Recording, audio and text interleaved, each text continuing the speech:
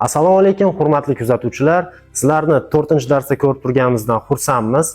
Bugun sizlar bilan ko'rib chiqamiz hujum chizig'idan chetga chiqish stepi, zarbalardan himoya, bokovoy va nijniy zarbalardan himoyalarni o'rganamiz. Step nima uchun kerak? Sherik bilan ko'rib chiqadigan bo'lsak, u qo'lda zarba berganda men joyimda turib to'sishim mumkin.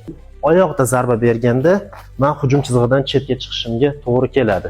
Chap tomonga harakatlanayotganimda dastlab chap oyog'im harakatni boshlaydi.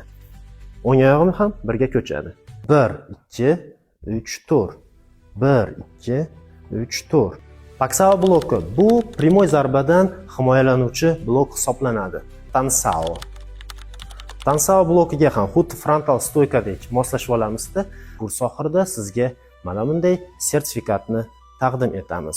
Ushbu sertifikatni siz onlayn holatda olishingiz yoki offlayn holatda sizga jo'natma holatida yuborishimiz mumkin bo'ladi.